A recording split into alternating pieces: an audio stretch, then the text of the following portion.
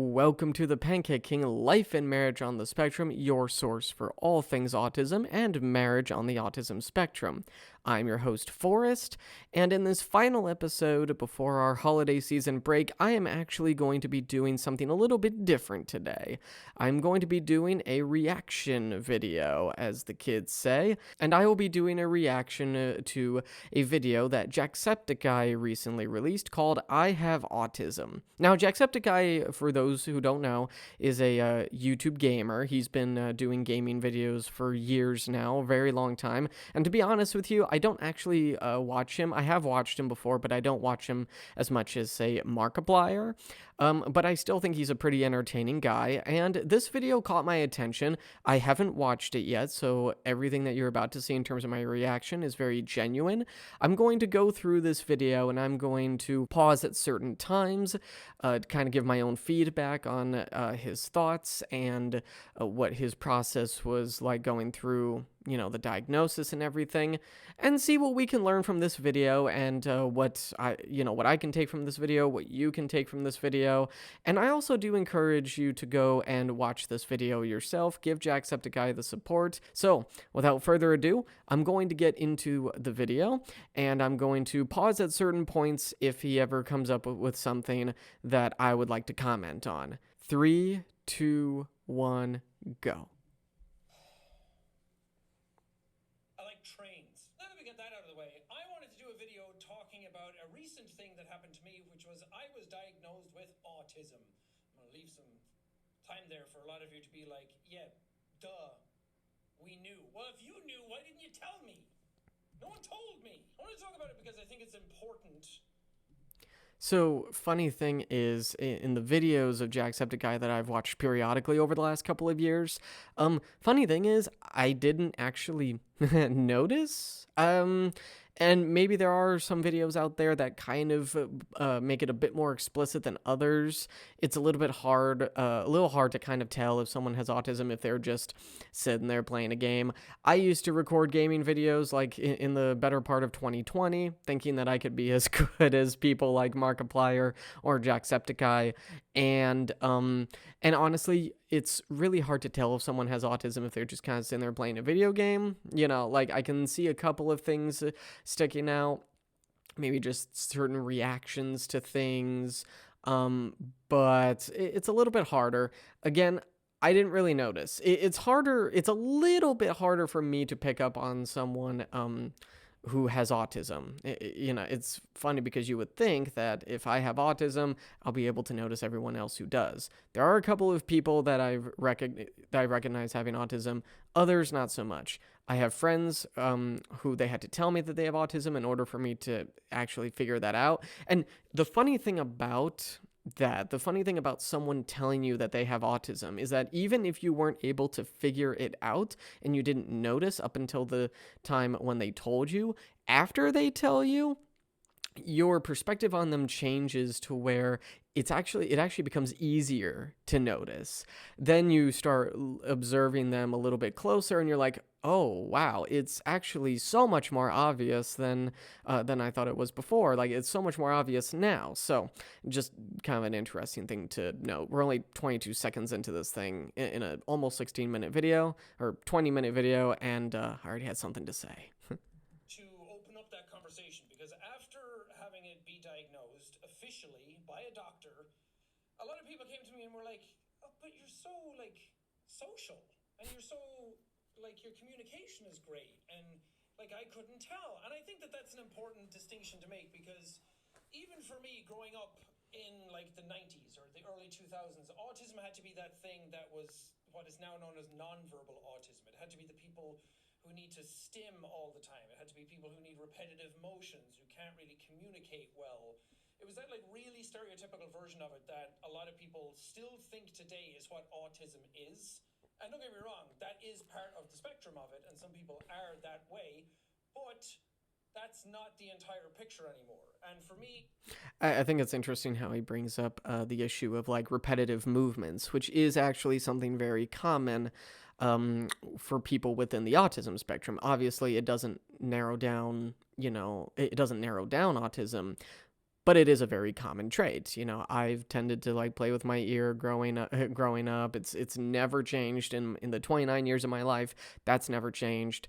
If you watched my interview with Brant Hansen recently, you'll see even in the video version, he kind of does this motion, like always shaking his head. He looks like he disagrees with you all the time, kind of rocks back and forth a bit. The man isn't like in his upper 50s, and he still has those repetitive movements. Those never do seem to go away.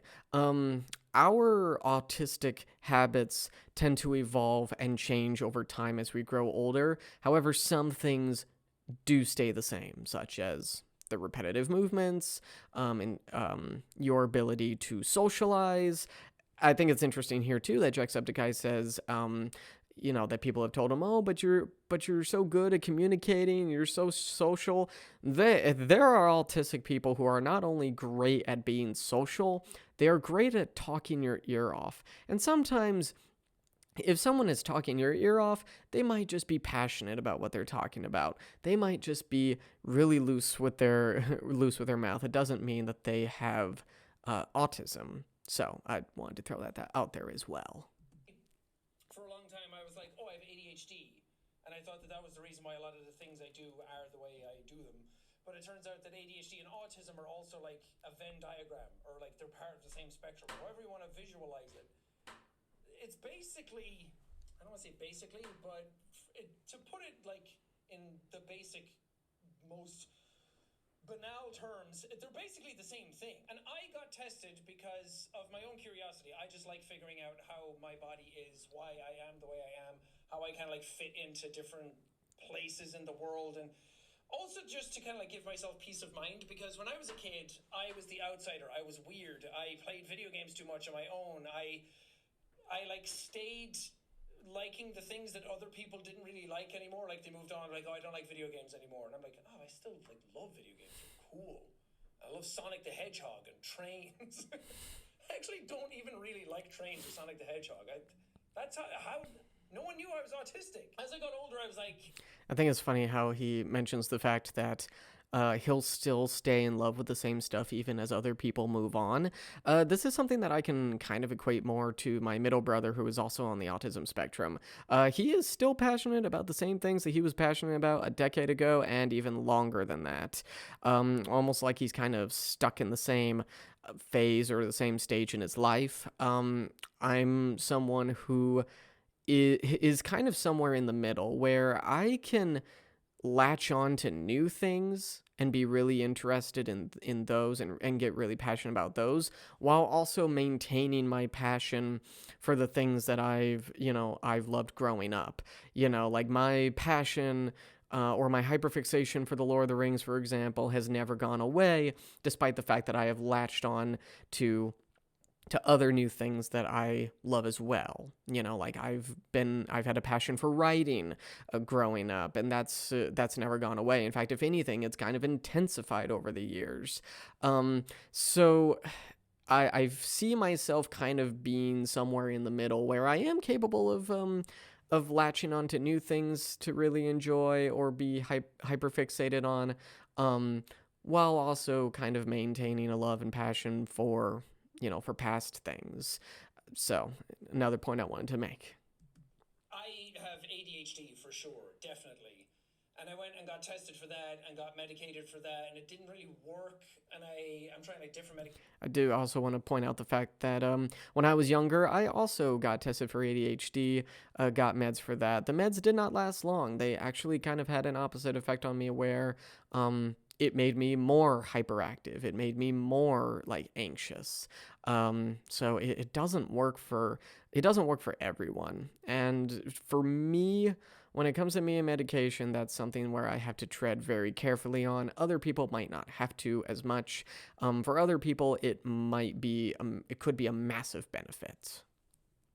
Right now for it, but at the time I was like, it's not really like clicking. Like I have friends and other people I know who have ADHD and they take medication like it's night and day. That's not always the case for everybody, but just some of the things they were saying about their ADHD, I'm like, Yeah, I'm kind of like that, but also like a lot more. It just felt like when I was younger, it basically felt like I was the outsider. And then when I got ADHD, it was like I still kind of feel like the outsider. So I felt like there was something more. So I wanted to go get tested for autism. As I was learning more about it, I started reading stuff that people with ADHD can have autism as well, that they overlap with each other quite a lot. And then I was like, reading down the list, I was like, if you have autism, you likely have ADHD, you likely have depression and anxiety, you likely have intestinal issues, you likely have hypermobility and joint issues, and you likely have asthma. And I It's a long laundry list of stuff that you could have like alongside autism. I think it's interesting that there seems to be this assumption where if you have autism, you also have this laundry list of things. Oh, that means you also have depression and intestinal issues and anxiety and ADHD. What's interesting though is that that's actually asthma, not something that I deal with, but intestinal issues, yes. Anxiety, yes. ADHD tendencies, yes. Although a lot of that ADHD for me is inward. I tend to obsess over certain thoughts, including like intrusive thoughts. And it's so hard for me to exercise my mind to stay away from obsessing over certain things. That's really, really, really hard for me. Um, and so I think it's interesting because, and what Jack seems to be implying here is that when he went in to get diagnosed with autism, it's because he wondered if that was like a part of what he already assumed to be ADHD. In my case, I went to go get diagnosed because the assumption was purely that I could have autism. It didn't even really have anything to do with ADHD. The going in and being tested for ADHD and getting the meds for it, that was way earlier than, when I went in to get diagnosed with autism. It was kind of the second thing that me and my parents decided for me to like go in and get tested for way later. So, was like, I have all of these things. I just have like a soup of like mess going on inside of me. And then as I started to understand, it was like, oh, all of these things are kind of like under the umbrella of neurodivergency. And I just thought it was interesting to get checked for different things and also just learn more about myself. And as I've gotten diagnosed with ADHD and autism, and even for me, getting diagnosed with autism was just such a massive positive. I would like, he was talking me through it and was like, some people react poorly to it, some people don't like to be confronted, some people don't think they have it and are a bit in denial about it. And I was like, I see this as nothing but a win. I finally have like more answers about myself, why I am the way I am, and not just for other people and where I fit in with things, because like it doesn't change anything about me. I'm still the exact same person I was, but for me, it makes me go easier on myself having these diagnoses about the conditions that I have. if I can remember to, I'll probably say this at the end of this episode, but um, yeah, like I'm not going to apologize for for who I am, how the autism part of me makes me. Obviously, there are always places where I can grow. There are always places where I can be better as a person. But I'm not going to apologize for those quirks. I'm not going to apologize for the things that, again, just make me who I am as someone on the autism spectrum. I don't like to throw the word autism around as like a label. I'm going to label myself an autistic person. I am someone who just happens to have autism. So, Like knowing that I'm autistic, ADHD, ADHD as they call it, um, makes me go easier ADHD. on myself, being like, okay, that's why I couldn't really keep up in college, because my brain just kind of like works at a different pace. It doesn't really study things the way other people study it in a neurotypical way. I remember, in my earlier years in college, just the insane lengths that I would go to try and study for the classes that I was in. And I think it's interesting because even when I did, it still didn't really help me, and I still didn't do the greatest in those classes. Now, ironically, I'm actually going to be getting my associate's degree this month, which is something that I started about a decade ago. And now I'm finally, after dipping out of college a couple of times to do other things in my life, I'm finally coming back and finishing it up. Um, and yeah, like when it comes to studying, I just don't, like the normal way of studying is just not how I am able to, maintain information. My dad used to joke all the time that when I was a kid, that I could always remember the name of a background character who shows up for 4 seconds in the Mos Eisley Cantina in Star Wars, but I can't remember, this thing, and this thing. So, yeah. And to this day, I still have no explanation for that. None whatsoever. And I don't think I ever will. It really, my mind, when it comes to, when it comes to what kind of information it takes in, it's very selective. It is very selective about what it cares about and what it doesn't. It's made me like recontextualize my life a lot more and made me just feel better about myself. And I think that's the biggest thing that I've taken away from all of this, because I've lived with it for so long now, 34 years of my life, that like it's not going to change anything really. It'll just make me dealing with myself a bit easier. It'll make me go easier on myself and treat myself a bit more kindly. And I think that's really important, because how many of us don't treat ourselves kindly? And a lot of people are probably like, Sean, why are you telling everybody? Well, it's not like you got diagnosed with cancer or something. I get it.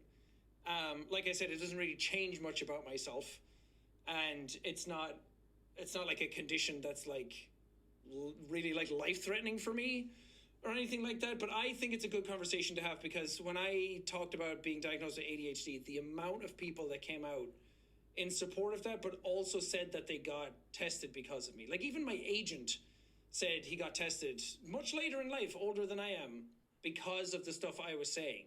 And I know that some people are going to say the same thing about this, like, oh, I didn't know autism can like present itself that way. Like looking at me, you wouldn't think that I was autistic for a lot of people. So I think it's important to have that conversation, and also just remember what I said earlier. it. I'm trying to fucking change this industry. I'm going into next year with an evolutionary mindset that I want to change this industry from people who are obsessed with ambition and legacy. Legacy is just another word for ego and narcissism. Like you're trying to build up a life for yourself that you want people to remember you after you're dead. How self-involved is that? Things and hope people do good things back and just spread positivity and joy, But I want to change this sort of mentality around mental health and the way people operate, and this whole idea of like chasing ambition and views and goals and projects and being better than yourself every single day. It's fine to want to be better, but at the behest of absolutely everything else in your life, where your mental health struggles and all you're doing is being productive and making things and just not living your life or being a person or exploring your own mental health and your own mentalities, or dealing with the stuff in your past that up as a kid that's driving you to be ambitious because your dad probably instilled something in you, or your mom wasn't proud enough of you, so you're trying to like, you know what I mean? A lot of people, when I announced on Twitter that I had autism, people were like, dude, why would you admit to that? Like it's some sort of bad thing. In the last couple of months, I've been sort of realizing that I've been so obsessed with doing projects and making things and creating things and getting myself out there in some way. But the funny thing is that I don't even have the motivation to do all of it. It's kind of funny how driven you can feel to do something until it's actually time to do it. And then you realize that that actually wasn't one of your passions, that it wasn't actually on your heart to do. And I've had people in my life tell me, you should do this, this, and this, like go in this direction or do this, talk about this with people, talk about this with your audience. And I've kind of fought against that, because I don't want to, like, when it comes to autism, for example, the topic of it, I don't want to just make videos where I'm talking about the, autism in a way that people have already talked about. I want to go in a different direction where the things I talk about, you don't really find that in many other places. And I guess the nice thing about autism is that there are so many areas of it and so many angles of it that is not really explored. Like, I tried looking up podcasts about autism on the marriage spectrum. It is extremely hard to find. And I'm not going to say that this show is the answer to that. This is the answer to that barren market, so to speak.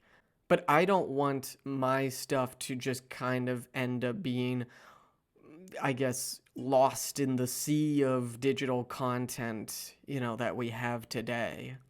Because nothing that I'm saying is really new or unique or stands out from the rest. I want my stuff to stand out from the rest in some way. And that's why I talk about marriage on the autism spectrum. That's why my wife shares her stories and how that has shaped her point of view today, because you just don't see that kind of stuff very often. So anyway, I thought it was interesting. It's some sort of thing that suddenly like makes me worse or makes me a different person. It doesn't.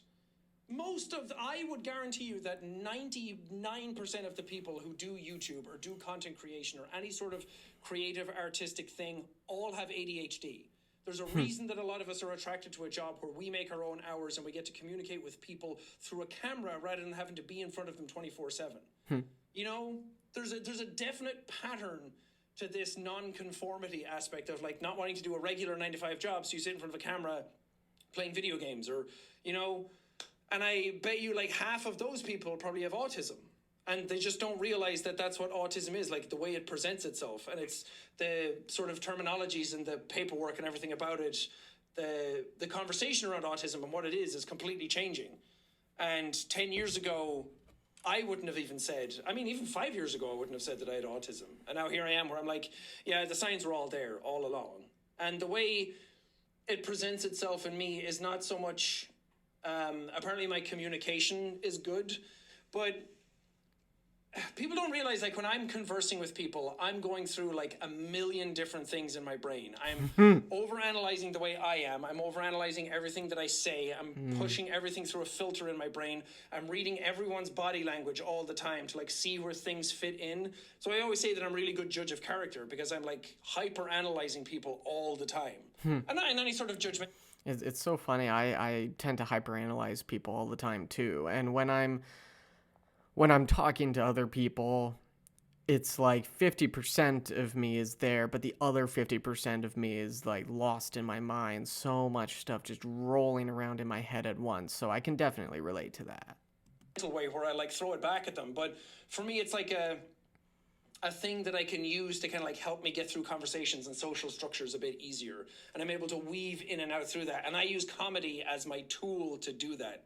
I can like sit. It's funny that he mentions that because one of the things that I want to do moving into next year is I actually want to get into doing more like stand-up comedy. I want to do stand-up for people. I want to tell jokes, and I want that to be centered around the life of someone on the autism spectrum. I think it would be fun. I haven't really heard any stand-up comedians do this before, so maybe it is my time. Maybe I hope the world is ready for something like that, because that is something that I'm growing increasingly passionate about doing. In a group of people, use comedy, and within 5 minutes, I can get a beat on everybody, and I can figure them out. And that's my superpower, guys. I have autism. I have superpowers. But also, with me, it's sensory things. Like, I've talked a lot about, like, let's say BB goes for a poop in the kitchen. I can smell when he goes to the bathroom immediately. I can pick up on the smell of shit a mile away. I'm like a shark with... He's like Daredevil with his hearing senses. That's funny. Blood in the water. And then if he, like, shits on himself or something, I'm like, Evelyn, you gotta clean it up, because if I look at it and smell it and touch it, I gag nonstop. Like, I also can't confirm that this is something all autistic people would be able to have. There are those like superhuman senses. I can't really confirm that. Be able to help, but I can't do it. I will gag crazy. With certain foods, I'm a bit weird with like the textures and the consistencies of them. So for me, it's like a lot of sensory things. I'm lucky that I was able to go private, and it still took like 2.5 months to get that assessment ready. And the assessment was fine for anyone who's thinking about doing it. The assessment for me was go in and sort of like break down your life in a way that is like, were you always like this as a kid? How did you play with other kids? How did I think it's funny because he's talking about like the fact that he had to kind of break down, um, like his life up to this point. I also found it interesting that like he apparently was on some sort of like long waiting list. I remember, I don't know, I would be interested to find out what it's like to get diagnosed on the autism spectrum today. Because when I was diagnosed back in 2015, gosh, that was like, it was a long time ago at this point. It's coming up on 10 years since then. And when I think about it, when I think back to the time that I was diagnosed, which I do talk about in a rather self-defecating, satirical way a couple episodes ago, I had to, my dad and I had to talk about, what I was like growing up. And it was kind of difficult too because I had to talk about my current situation at the time, which was very temporary. I wasn't living with my parents at the time. That's that's a different story. It was nothing personal between me and my parents. We were just trying a strategy to get me, to move out of my parents' house and be on my own. Something that I just wasn't ready for at the time. And I, to this day, when I think back to it, I never think to myself, man, but if I had tried a little bit harder, I probably would have made it. No, not under those circumstances. But I was going through a lot in that current situation. So part of me does wonder if a little bit of me was overdiagnosed just because of that very temporary situation I was in, where I wasn't very happy. I was very miserable. Because things did change once I moved back in with my parents. I was able to recover from a lot. And so, that's just interesting. you interact with other people? Were you shy? Were you communicative? How did you imagine your play when you were a kid? And now as an adult, how do you interact with other people? Is it difficult to like keep eye contact? All of those types of questions that you kind of expect will be asked. But there's an assessment form that they go down through that actually is like graded. And for me, one of the scores, there was like a couple of things that I was being scored on, but one of the scores was like, the threshold was like anything over 100 is probably autism spectrum, and I scored like 121. So it wasn't like a crazy high number, but there's definitely like the traits are there. And you're not really supposed to say like moderate, severe, or like high functioning and all of that kind of stuff anymore, because it's kind of degrading, but you can kind of like figure out where I am on the spectrum with a bunch of other like terminologies. That's interesting. That is a difference between the time that I got diagnosed and the time that Jacksepticeye here did. When I was diagnosed, it was high-functioning autism. Now, I'll be honest, I don't really understand why people would think it's degrading. I kind of view it as more honest, and you might disagree with me, and if so, please, comment below. I don't mind getting feedback. I don't mind getting criticisms. I can handle them, but I find that interesting. Like, I don't really think that's something that's degrading. I think that's just something that's honest, and I don't think there's anything wrong with that. I've never met a single autistic person who was absolutely, like, frustrated or just like appalled by the terminology that the doctor used to describe his autism. I've never met someone like that, so I don't know who's making these kinds of decisions behind the scenes, but I'm not sure I quite agree with them in this case. But the assessment I found actually quite interesting, because it is, some people don't like breaking down their life and like confronting themselves in that way, but I quite enjoy doing that. I'm a very introspective person, and I like kind of figuring out how I tick. So I thought it was an interesting assessment to go through, but it wasn't scary or anything, at least not for me. So I would say if you're thinking about doing it, but you're kind of like apprehensive about it or scared of it, I'd go for it. If anything, the worst thing that can happen is that you end up exactly in the place that you're in right now, and that's probably not that bad. But all the people out there, whenever I'm playing video games, And they're like, man, Sean's so distracted. What is he, stupid? I was pulling my hair out every time he did this. You guys are making fun of an autistic person. Bet you don't feel so good now, huh? You guys were attacking me over stuff that I can't control. How does that feel, huh? Not so good. Some of the reactions to it, though, were really funny. People were like, Jack, we know you did 100 episodes of Happy Wheels. And that was funny. Or I posted like the mustard meme from the Kendrick album of me screaming. And then right after that was like, I got diagnosed with autism. And people were like, duh. I think that's funny. I think it's fine. I'm okay with people joking about it. I don't really have a problem with that. I think it's kind of funny. But I don't remember a whole lot of people in my life being like having very big reactions to the fact that I was autistic. I don't think most of them were definitely not like, well, duh, figure that out like before you did. A lot of them didn't, especially like even some of my oldest friends. Like they didn't, they didn't have that kind of reaction. In fact, I would even go so far as to say that a few of them were surprised, and they did have that whole like, "Oh, but you're so social. You don't act autistic. Like you never struck me as autistic." I actually had more of that than I had the, well, duh, of course you did. I just wasn't gonna tell you. All right, so that was Jacksepticeye on being diagnosed with autism. Hopefully you guys liked the feedback that I provided throughout the video and some of my own thoughts and opinions. I haven't done like reaction videos like these before, so if you would like to see me do more of those, I will look up more YouTubers with their confessions about being diagnosed on the autism spectrum. But I also want to say this will be the final episode of the podcast, at least the final one recorded before 2025. I will release one or two more pre-recorded episodes where my wife KG and I reviewed the Korean drama Extraordinary Attorney Woo, so that you guys have something to carry you over into the next year. And I will be back to do more episodes like this by near the end of January of 2025, and I'm really excited about the future. I'm really excited about next year. I'm going to be working on some new cool stuff. Like I said, I'm going to kind of pursue a bit more in stand-up comedy and, see if I can make people laugh. And I'm really happy that you guys stuck with me. Thank you for the fact that I have more subscribers on this channel than I had a few months ago. If you haven't already, please like and subscribe. You won't regret it. There will be more episodes to come. And I will see you in the next episode of the Pancake King Life and Marriage on the Spectrum. Goodbye.